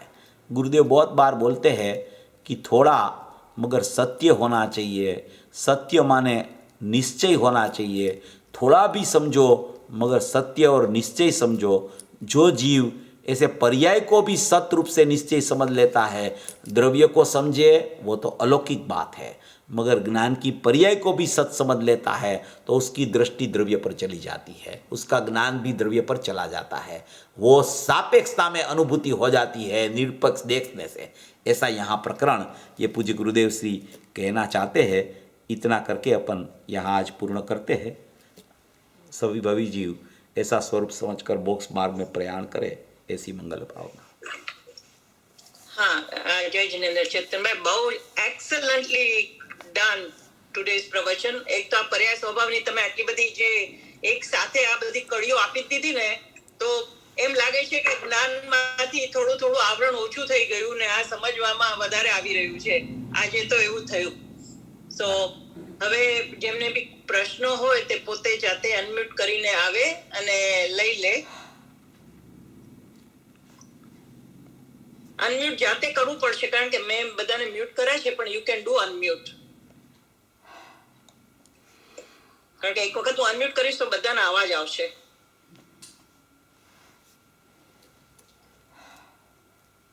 એનીવે મારે હું એ પૂછી લઉં છું, જે બે ત્રણ વસ્તુ મેં લખી છે કે આપણે સત અને સત્તા એ એક જ લેવાની. બે ત્રણ નાના નાના ક્વેશ્ચનો છે. સત અને સત્તા એટલે એમાં પ્રકાર છે. ઘણી વખત સત્તા બે પ્રકારે કહેવામાં આવે. જ્ઞાનની પર્યાયને સત્તા કહે અને જ્ઞાયકને સત્તા કહે. જ્યારે એવી રીતે સિદ્ધ કરવું હોય તો એમ પણ કહે ગુરુદેવ કે બેયની સત્તા પૃથક પૃથક છે. જ્ઞાનની સત્તા પૃથક છે, જ્ઞાયકની સત્તા પૃથક છે, એમ પણ કહેવામાં આવે. બીજો પ્રકાર એમાં એવો છે કે સત્તા કહેતા આખું દ્રવ્ય, એ એક દ્રવ્ય એના બે સત છે, દ્રવ્ય સત ને પર્યાય સત. એવી રીતે સત્તાને પ્રમાણનું દ્રવ્ય કહેવામાં આવે અને પછી એમાં દ્રવ્ય સત ને પર્યાય સત એવા બે સતના વિભાગ પણ પાડવામાં આવે. આવી રીતે બે પ્રકાર આવે છે. ક્યાંય કોઈ પ્રકારે સત્તા બે સત્તા જ જુદી છે એમ કહે, કોઈ પ્રકારે એક સત્તાના બે સત છે, દ્રવ્ય સત ને પર્યાય સત એમ પણ કહેવામાં આવે. જે પ્રકારે જે પ્રકરણ ચાલતું હોય તે પ્રકારે તેનો વિષય ત્યાં કહેવામાં આવે. જેમ આપણે આ જ્ઞાનનું અત્યારે જે વિસ્તાર કર્યો ને જેટલો એમાંય જે પ્રકારે જે વિષય ચાલતો હોય ને એ પ્રકારે ત્યાં આવે. ષટકારકની વાત આવતી હોય તો તમારે હંમેશા સમજી લેવું કે અહીંયા ગુરુદેવને ષટકારકની અપેક્ષાએ આખું પ્રવચન સિદ્ધ કરવું છે, એટલે વારંવાર ષટકારકની ચર્ચા આવ્યા કરે છે. એવી રીતે જ્યારે સત્તા સિદ્ધ કરવી હોય તો ઘણીવાર ગુરુદેવ એમ કહે છે કે ભાઈ બેયની સત્તા જ જુદી છે, દ્રવ્યની સત્તા જુદી, પર્યાયની સત્તા જુદી એમ કહે. પછી સત સિદ્ધ કરવા હોય તો કે ભાઈ પર્યાય સત જુદું છે અને દ્રવ્ય સત જુદું છે, સત્તા બેયની એક છે એમ પણ કહે. એટલે એમાં કઈ અપેક્ષા છે એ રીતે આપણે વિચારમાં લેવું જોઈએ. આ સત્તા અને સતની વાત એવી છે ને કે એને સમજણપૂર્વક બધું કરવું જોઈએ. ઘણી વખત શું હોય છે કે વક્તાના પ્રવચનમાં બે સત્તા જ જુદી છે, સત્તા જ જુદી છે. હવે અહીંયા વાત ચાલતી હોય સતની અને એ સત્તા જુદી કહે એટલે સામેવાળો શ્રોતા ગોટે ચડી જાય કે આમાં ખરેખર શું છે.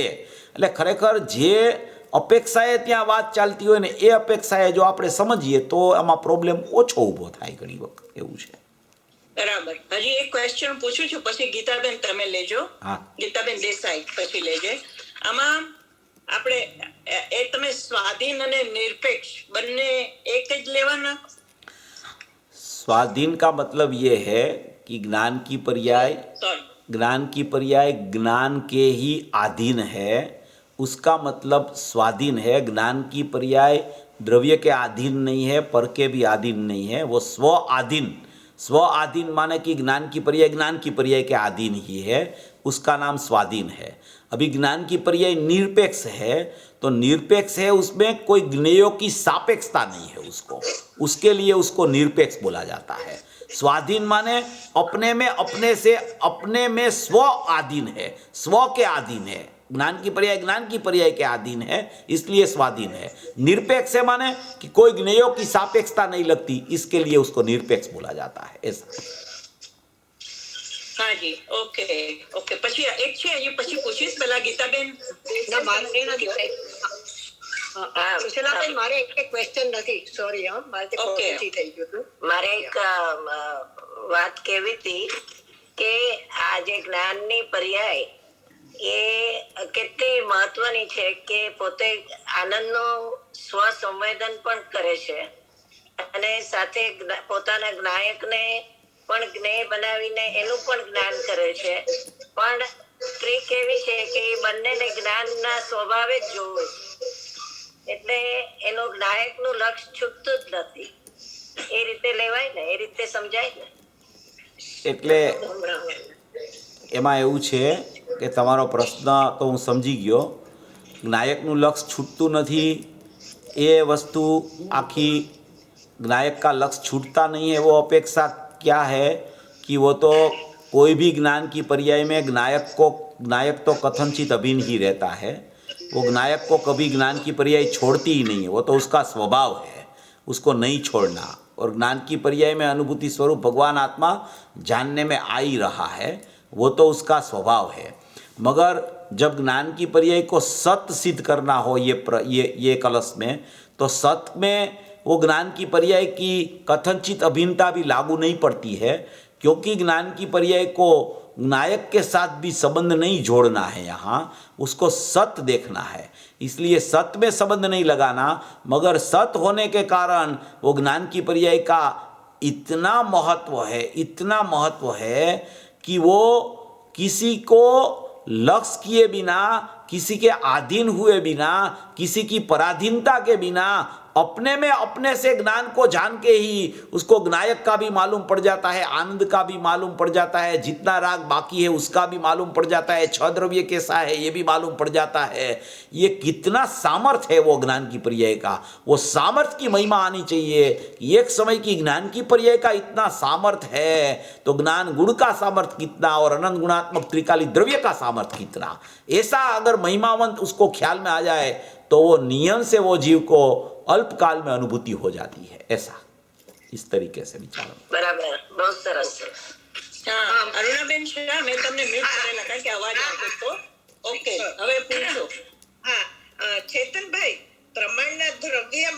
દ્રવ્ય પર્યાય બેય છે એટલે બેય ત્યાં પણ નિરપેક્ષ ને સતત છે ને બેયને સાથે મૂક્યા છે કારણ કે એ વસ્તુ સ્વરૂપ છે પણ આમ તો આપણે જેમ સમજીએ છીએ બેય નિરપેક્ષ છે પોતપોતાની રીતે એમ જ છે ને द्रव्य और पर्याय दोनों अपने में अपने से निरपेक्ष ही हमेशा रहते हैं, मगर जब प्रमाण का द्रव्य की चर्चा आती है तो प्रमाण का द्रव्य इसे ही कहते हैं कि वहाँ द्रव्य और पर्याय का भेद नहीं पड़ता है, उसका नाम प्रमाण का द्रव्य है।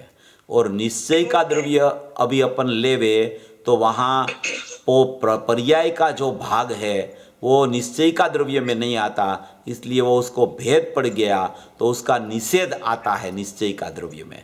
और प्रमाण का द्रव्य बोलो उसका मतलब ही ये है कि द्रव्य पर्याय दोनों आ गया, दोनों अपने में निरपेक्ष है, मगर वो दोनों साथ में आप देखो उसी का नाम ही प्रमाण का द्रव्य बोला जाता है। ये तो दोनों अपने में निरपेक्ष ही, कोई एक दूसरे की सापेक्षता सचमुच में लागू नहीं पड़ती, दोनों निरपेक्ष ही रहते हैं। અને પર્યાયની અપેક્ષાએ આપ જ્યારે કહે છો કે સ્વજ્ઞે ને પરજ્ઞે તો સમજાણું પણ સ્વજ્ઞે એટલે પર્યાય પોતાને જાણે છે એમ ને नहीं, स्वज्ञेय माने त्रिकाली द्रव्य है वहाँ। स्वज्ञेय माने त्रिकाली द्रव्य, परज्ञेय माने ज्ञान के अलावा अनंत गुण की अनंत पर्याय वो परज्ञेय है, और स्वज्ञेय है वो त्रिकाली द्रव्य है, ऐसा यहाँ कहना है। બરાબર થેન્ક યુ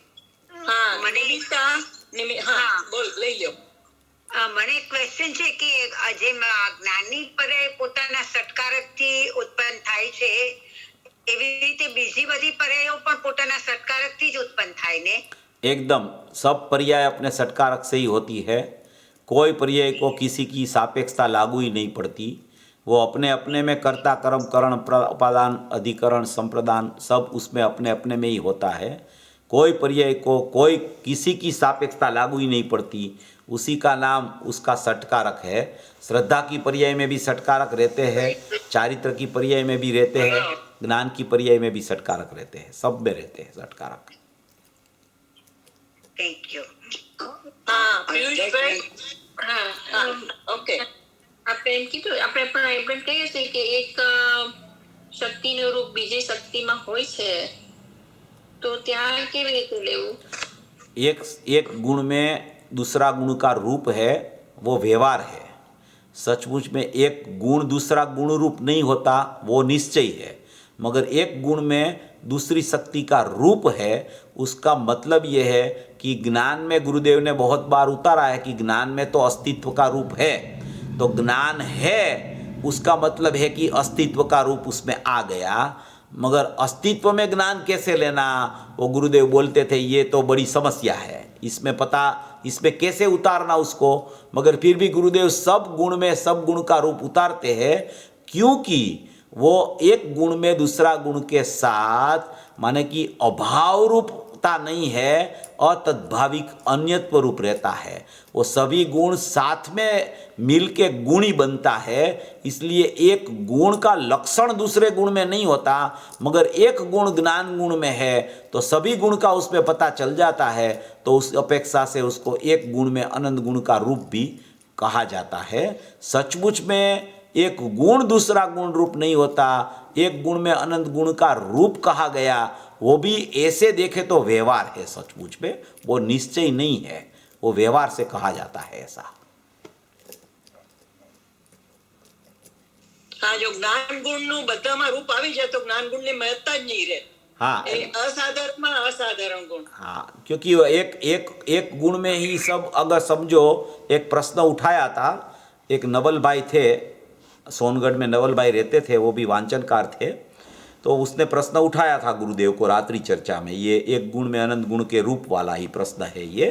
उसने ऐसा प्रश्न उठाया था कि अगर एक गुण में ही अनंत गुण का रूप आ गया तो फिर दूसरे गुण की भी जरूरत क्या है और गुणी की भी जरूरत क्या है, ऐसा प्रश्न उठाया था उसने, कि एक गुण ही फिर तो गुणी हो जाएगा, ऐसा उसने प्रश्न उठाया था। तो गुरुदेव ने वहाँ जवाब दिया था कि एक गुण में अनंत गुण का रूप तो दीपचंद जी ने अपने अध्यात्म पंच संग्रह में बहुत लिया है, मगर ये हमें भी उसके बारे में सोचना पड़ता है। इसलिए गुरुदेव को 3 प्रश्न खड़े होते थे। एक तो उसको होता था ये एक गुण में अनंत गुण का रूप वाला प्रश्न, एक तो बाढ़ तीर्थंकर है वो माता के गर्भ में आता है तो 6 महीने में उसको कैसे वहाँ सदुपयोग होता होगा, एक ये प्रश्न था। और तीसरा एक कारण सूत्र पर्याय वाला भी प्रश्न एक था, और एक चौथा था मुझे याद नहीं आ रहा है। 3-4 प्रश्न ऐसे थे पूज्य गुरुदेव श्री को, वो बोलते थे कि इसका समाधान हमें भी नहीं मिलता है।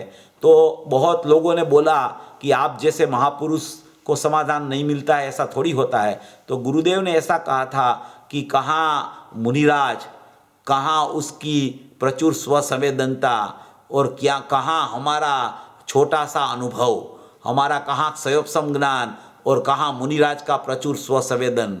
उसके पास तो हम उसके तो बहुत दासानुदास है। ऐसे पूज्य गुरुदेव श्री की निर्माणता, पूज्य गुरुदेव श्री खुद कहते थे कि इसके बारे में हमें भी सोचना पड़ता है। तो ये ज्ञानी की ऐसी स्थिति होती है। इसलिए एक गुण को आप अनंत गुण, उसमें आनंद गुण का रूप भी आ गया तो वो खुद ही गुणी हो जाएगा। तो इसके लिए ऐसा वो सोचने लायक थोड़ी बात है।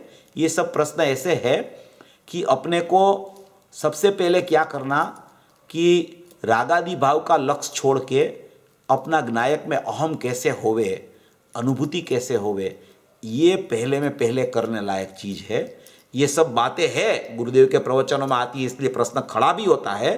प्रश्न पूछो, जवाब भी दूंगा मैं, वो कोई प्रॉब्लम नहीं है। मगर अपना विचारधारा, अपनी जो स्थिति है उसमें एक परिवर्तन लाने की ज़रूरत है कि अपने को रागादि भाव में अहम की स्थिति कितनी कम हुई, कितना अपना उपयोग वहाँ से हटता है, और अपना उपयोग कैसे ज्ञायक की तरफ जावे, ये थोड़ा भेद ज्ञान का प्रकार की बहुत आवश्यकता है।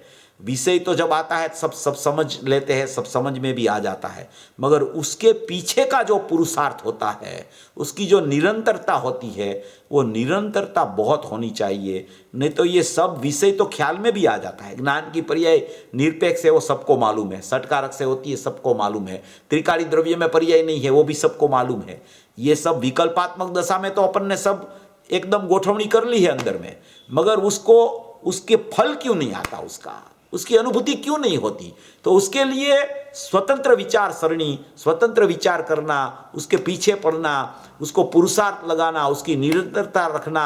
गुरुदेव ने यहाँ कहा तो ये क्यों कहा, इसमें अपेक्षा कौन सी है, ये सब अपने माइंड में, अपने को अपने ज्ञान में रख के सोचने की बहुत ज़रूरत है। नहीं तो क्या होगा कि विषय एक के बाद एक के बाद एक के बाद आएगा, अपन विषय को समझते जाएंगे, और विषय का जो मूल स्रोत जहाँ है वो उस तरफ अपना उपयोग जाएगा ही नहीं, श्रद्धा वहाँ जाएगी ही नहीं, ज्ञान वहाँ जाएगा ही नहीं। तो ये सब जानने के विषय की मर्यादा में तक अपन रहेंगे, वहाँ से आगे नहीं जा पाएंगे। इसलिए इस तरीके से सोचने में ज़्यादा फायदा है। इसलिए निरंतरता रखनी बहुत ज़रूरी है। भेद ज्ञान का प्रकार की बहुत ज़रूरत है। इस तरीके से सोच चलानी चाहिए सबको। हाँ जी, आई थिंक एक प्रश्न पूछ सकूं? एक सवाल। ओके पूछी लो गीताबेन, पूछी लो। हाँ जी, जय जगन्नाथ चेतन भाई, आपने बोला कि स्वानुभूति सापेक्ष होती है लेकिन पहले निरपेक्षता होती है, तो वहाँ जो द्रव्य पर्याय कथनचित अभिन्न होते उसको सापेक्षता बोलने में आती है। वो व्यवहार हो गया, वो व्यवहार हो गया। हाँ जी, वो व्यवहार हो गया कि एक वस्तु में दूसरी वस्तु का मिलाना, उसका नाम व्यवहार है। चाहे कोई भी वस्तु हो, एक वस्तु में दूसरी वस्तु को मिलाना, उसका नाम व्यवहार हो गया। इसलिए वो सापेक्ष हो गया। ज्ञान की पर्याय का निश्चय अनुभूति में देखना हो तो वो अनुभूति के काल में वो ज्ञान की पर्याय का निश्चय प्रकट हो गया कि मैं ज्ञायक हूँ, वो निश्चय प्रकट हो गया ज्ञान की पर्याय का। मगर वो ज्ञान की पर्याय और ज्ञायक दोनों से अपन देखे तो वह व्यवहार खड़ा हो गया। व्यवहार खड़ा हो गया माने कि वो व्यवहार निषेध करना वो बात नहीं है यहाँ, मगर सापेक्षता हो गई ना द्रव्य और पर्याय की। तो अनुभूति में नियम से द्रव्य पर्याय की अभेदता होती है तो वो सापेक्षता होती है। अनुभूति के पहले दोनों की निरपेक्षता ख्याल में आती है, तब ये स्वानुभूति रूप सापेक्षता प्रकट होती है, ऐसा मेरा कहना है। ये सापेक्षता है माने कि इसका निषेध करना, इसको नहीं करना, ऐसा नहीं है। ये सापेक्षता तो अनुभूति की सापेक्षता होती है। जब पहले दोनों को निरपेक्ष देखता है तो नियम से वो दोनों एक में होके परिणम जाते हैं, उसका नाम उसकी सापेक्षता में अनुभूति हो गई, ऐसा कहने में आता है। ऐसा હજી એક ટાઈમ છે અનમ્યુટેડ હજી એક પ્રશ્ન છે કોઈનો? ભાઈ તમારે આજે આખા પ્રવચનમાં આજે જે જ્ઞાનની પર્યાની તમે અલગ રીતે નિરપેક્ષતા કહીને ગુરુદેવના પ્રવચનને કેવી રીતે સંભાળવાની જે માસ્ટર કી આપી આજે કે એની પાછળ ક્યાં ગુટર થવું જોઈએ, બહુ સારું હતું. અને એમાં જ અમારી લોકોની એમાં મારી અમારા લોકોની તો કઈ બાકી ના ક્યાંક મારી આવી રીતે ક્યાં મારું વિચાર શ્રેણી મારી ક્યાં ચાલવી જોઈએ આજે એને બહુ સરસ રીતે બરાબર બરાબર ખ્યાલ આવી ગયો. બહુ સરસ. હા, આપણે છે એકાદ બોલો બોલો બોલો, પૂછો પ્રશ્નનો પૂછો પૂછો. ટાઈમ છે? હા હા પૂછો. હા, આપણે આજે આમ તો ઘણી જ એમાં પણ છેલ્લે જે હમણાં તમે કીધું કે આપણે આ સમજી લઈએ છીએ એના ઉપર હવે મને એમાંથી ઊંડાણમાં જવા માટે ક્યાં ક્યાં મારી ભ્રાંતિઓ હું રહી જાઉં, આગળ વધેલી હોઉં અભ્યાસમાં તો પણ. તો આજે તમે એક જે વાત કરી શ્રદ્ધાની વાત કે શ્રદ્ધા જો આનંદમાં એનું જાય તો એ છૂટી જાય, અને પછી તમે એમ કીધું કે આમ તો એવું બને નહીં, કારણ કે શ્રદ્ધા અગર એ શું કામ છોડે પોતાના દ્રવ્યને, શું કામ ક્ષણિક પર્યાય પર વહી જાય. બરાબર. તો એમાં એવું શું ફંક્શનિંગ થાય છે? એવું થાય તો સમ્યક દર્શનમાંથી ચ્યુત થઈ ગયો જીવ. બરાબર છે. રાઈટ, કારણ કે શ્રદ્ધા ગુણનું પરિણમન એ જ સમ્યક દર્શન બરાબર છે. ની મોડ છાપ લાગે છે. રાઈટ, તો બરાબર. એ કઈ રીતે દેટ મીન્સ કે એ છૂટી ગયો, અને અગર મેં એને શ્રદ્ધા માની લીધી કે મને આ શ્રદ્ધા ગુણ મારું પરિણમન થઈ ગયું પણ હવે છૂટી ગયું, દેટ મીન્સ કે મારી ત્યાં કંઈક ભ્રાંતિ છે કે મને આ થઈ ગયું?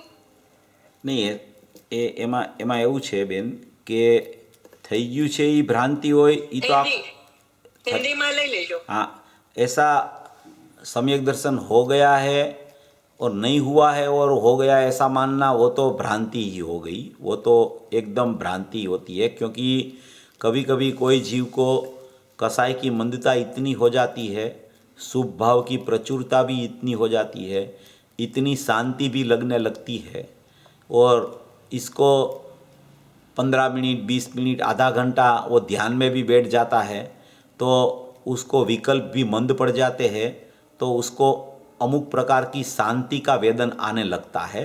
विकल्प रूप माने कि कसाई की मंदता वाली शांति, ऐसा भी उसको ऐसा अनुभव होता है। तो उसको कभी कभी कोई जीव ऐसा मान भी लेवे, कोई जीव मान लेवे, कोई मानता है ऐसा नहीं कहता हूँ, कोई मान भी लेवे तो वो तो भ्रमणा में जाता है, वो तो बात है ही नहीं। मगर जिसको वास्तविक में अनुभूति हुई, वास्तविक में श्रद्धा समकित हो गई, वो भी च्युत कैसे होता है कि एक ही कारण है उसका च्युत होने का, एक ही कारण है।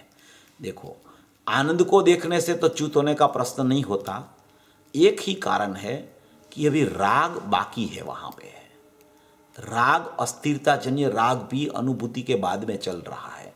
कहीं न कहीं राग में अहम हो जाता है उसका।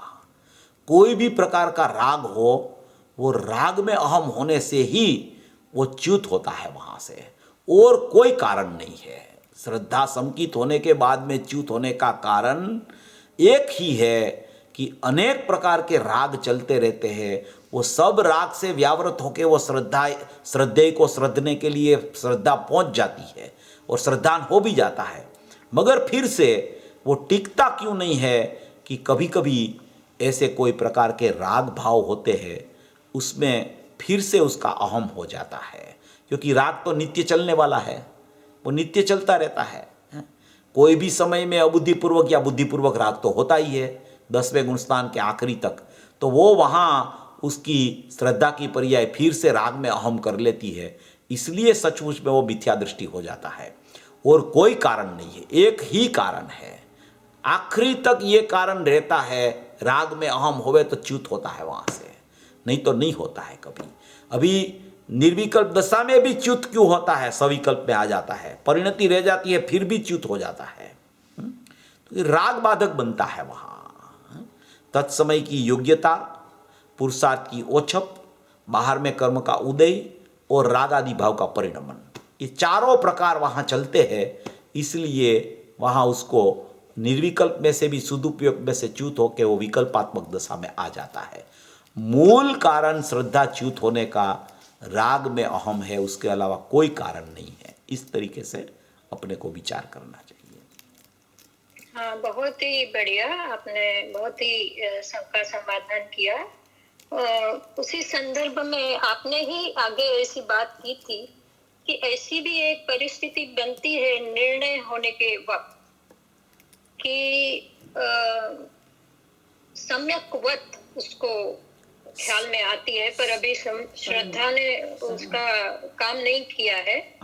और इसी तरह मैंने ऐसे पढ़ा है, शायद शशि भाई और गुरुदेव श्री के प्रश्न उत्तर में, कि उन्होंने गुरुदेव को ऐसे पूछा था और फिर कि तो उस वक्त श्रद्धा का क्या होता है, तो गुरुदेव ने कहा कि अभी उसका ज्ञान सम्यक हो रहा है, अभी श्रद्धा ने परिणमन नहीं किया है, तो यहाँ संतोष का कारण बन सकता है। संतुष्ट अगर हो जाए तो वहां से फिर सकता है, तो ऐसा कुछ होता है। हाँ, वो क्या होता है कि वो देखो, एक निर्णय तो आ जाता है, निर्णय के बाद में निर्विकल्प दशा तक पहुंचने में लंबा काल भी हो जाता है कोई कोई को, और वहाँ उसको एक सविकल्प स्वसंवेदन की स्थिति भी चालू हो जाती है कोई कोई जीव को।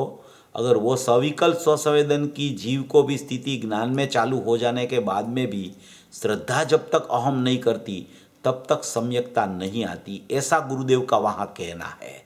क्योंकि जब तक श्रद्धा का बल अंदर से नहीं आवे, सविकल्प स्वसंवेदन के बाद में श्रद्धा तो होती ही है नियम से, मगर काल भी उसमें कभी कभी लंबा भी लग जाता है, ऐसा होता भी है।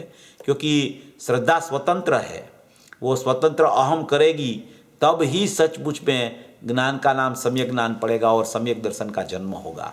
तब तक ज्ञान में निर्णय हुआ, सविकल्प स्वसंवेदन आया, वो बात बराबर है। सविकल्प स्वसंवेदन आया, उसको पंचाध्यायी कर्ता ने तो सम्यक दृष्टि बोल दिया भावी नहीं गम नहीं से कि उसको होने वाला ही है, और होगा भी, मगर थोड़ा टाइम निकल जाता है, मगर होने वाला जरूर है।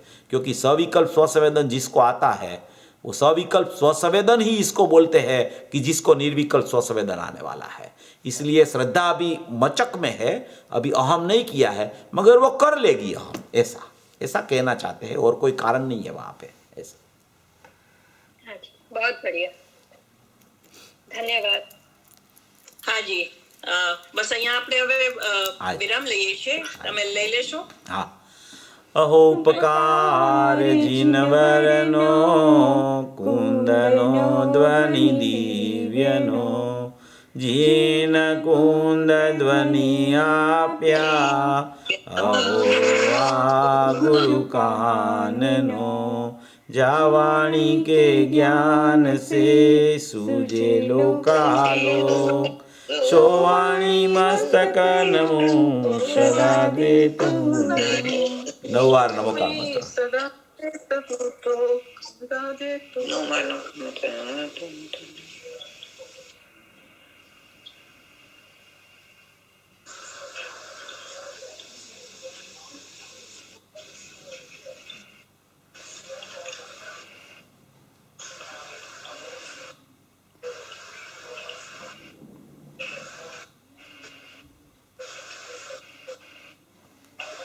बोलो मंगलमयी जिनवाणी मातनो जय हो। परम कृपाळु अनंत अनंत अनंत उपकारी श्री सद्गुरुदेवनो जय हो। जय हो।